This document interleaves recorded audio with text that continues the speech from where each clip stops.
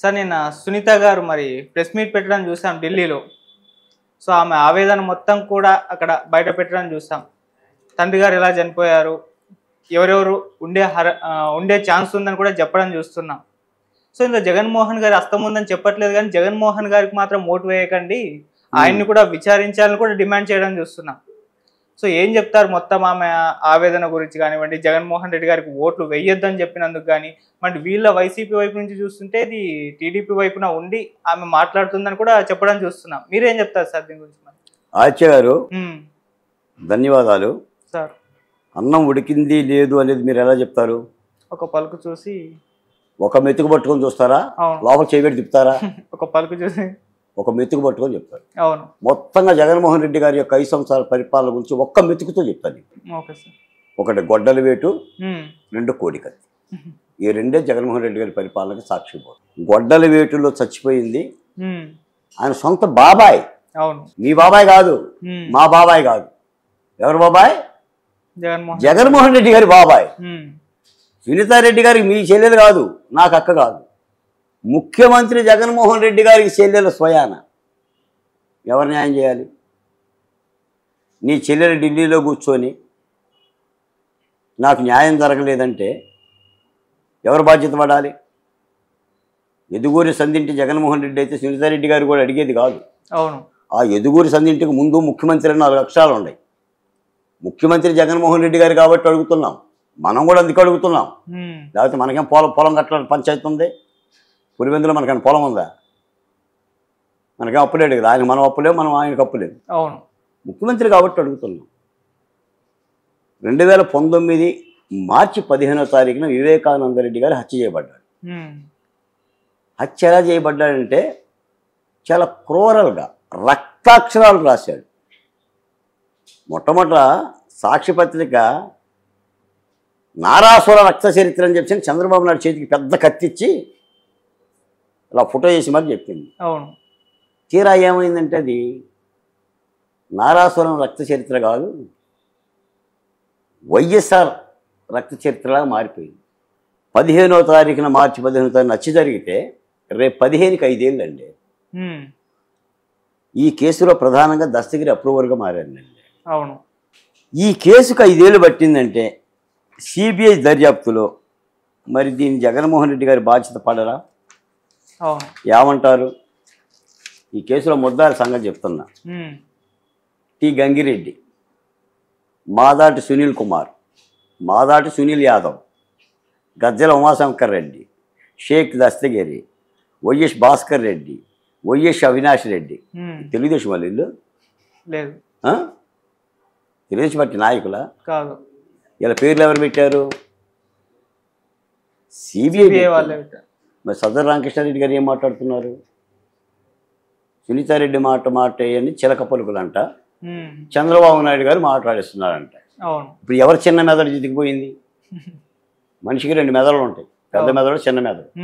చిన్న మెదడే జ్ఞాన మెదడు అంటారు. ఇప్పుడు మీ ఒంటి మీద దోమ వాలగానే దోమ వాలింది కొట్టని అంటది, అది చిన్న మెదడు చెప్తుంది. చీమ కొట్టగానే కూడా చిన్న మెదడు చెప్తుంది. ఇప్పుడు సజ్జల రామకృష్ణారెడ్డి గారికి చిన్న మెదడు ఉందా లేదా? ఓ, తన తండ్రిని కోల్పోయి న్యాయం చేయమంటే ఆమె చిలక పలుకులు అని. ఇప్పుడు ఇంకో మాట కూడా అవినాష్ రెడ్డి, మనం ప్రజల కోసం మాట్లాడుతున్నాం. ఇది జగన్మోహన్ రెడ్డి గారి, సునీతారెడ్డి గారి, మరొక రెడ్డి గారి యొక్క సొంత పంచాయతీ కాదు. ఇది ఒక ప్రభుత్వం, ఒక వ్యవస్థ. జరిగింది నేరం, విచారిస్తుంది కేంద్ర ప్రభుత్వ దర్యాప్తు సంస్థ. అవును, ప్రజలు చూస్తున్నారు. దోషులను పట్టుకోవాల్సిన బాధ్యత ఉంది. కర్నూలులో ఎస్పీ గారు అవినాష్ రెడ్డిని నేను అరెస్ట్ చేయాలని కుక్క పిల్లలాగా కాళ్ళు చేతులు పైకెత్తాడు. అది రాష్ట్ర ప్రభుత్వం బాధ్యత కాదా? సిబిఐ అరెస్ట్ చేయమంటే ఎస్పీ అరెస్ట్ చేయలేదు. కర్నూలులో ఎవరు బాధ్యత పడాలి? డీజీపీ బాధ్యత పడ్డా, ముఖ్యమంత్రి బాధ్యత పడ్డా, సజ్జల రామకృష్ణారెడ్డి బాధ్యత పడ్డా, ఎవరు అరెస్ట్ చేయాలి? ఎందుకు అరెస్ట్ ఆగింది అంటే రాష్ట్ర ప్రభుత్వ పాత్ర లేదు. అది సునీతారెడ్డి గారు అదే చెప్తుంది. 2 కోడికత్తి సీరు, 5 సంవత్సరాలు 5 నెలలు అండి. 1975 రోజులు బెయిల్కు నోచుకోకుండా అవును. బెయిలుకు నోచుకోకుండా 1.5 సెంటీమీటర్ల చిన్న గాయంలో ఒక అభాగ్యుడు జైల్లో ఉన్నాడు. అవును. రానివ్వలేదు కదా సార్. ఉమ్. గొంతు నరాలు దిగిపోయే విధంగా మేము అరిస్తే, కంఠనరాలు దిగిపోయే విధంగా మేము ఘోషించిన వాళ్ళు రాలేదుగా. ఆఖరికి మాకు మేమే ఆయన తల్లి సావిత్రమ్మ ధర్నా, కోడికత్తి సీను జైల్లో ధర్నా, మా న్యాయవాదులతో పోరాడితే ఆ మాత్రకు బెయిల్ వచ్చింది. రాష్ట్ర ప్రభుత్వం బాధ్యత కాదండి.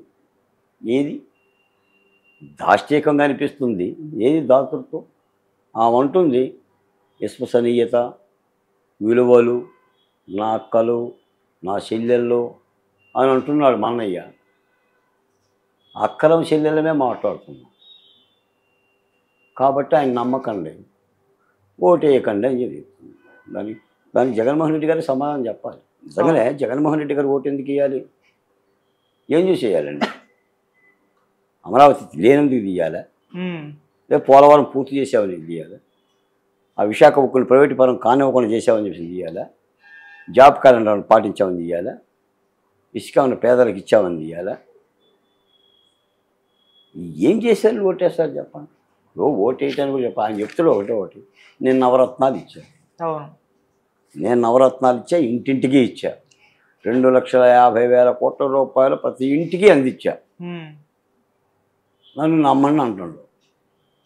బ్రిటిష్ వాడు కూడా భారతదేశానికి రోడ్లు వేసింది వాడే, రైళ్ళు వేసింది వాడే,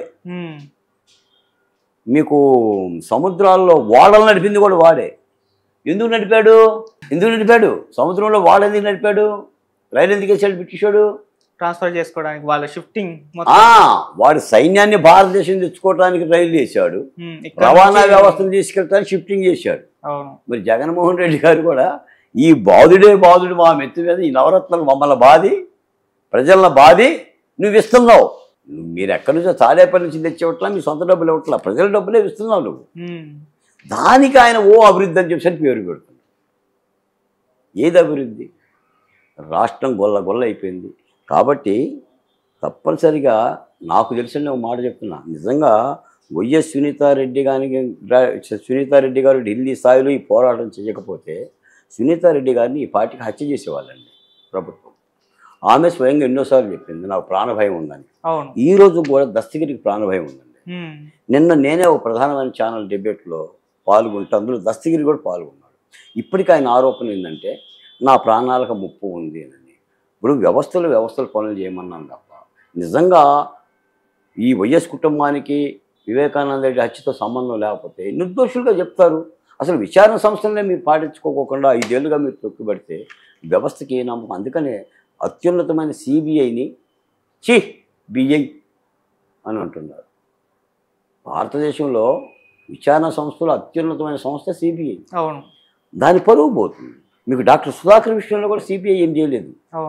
దాన్ని మేము కోరాం విచారణ, ఏమీ లేదు. ఏవి విచారణ సంస్థలు? ప్రభుత్వ రాజ్యాంగ అంగాలు. కాబట్టి ఆ సునీతారెడ్డి గారు మాట్లాడటం అనేది తప్పేమీ లేదు. ఇప్పటికీ న్యాయం జరగడం లేదు.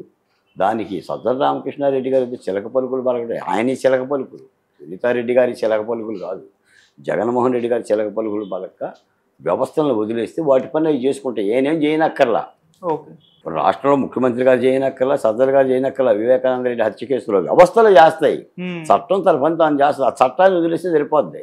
మీరు చట్టానికి తాళ్ళు వేసేసి కుక్క పిల్లలాగే బొమ్మల దగ్గర కూర్చోబెట్టుకొని పాదాల దగ్గర కూర్చుంటే ఇలాగనే ఉంటుంది.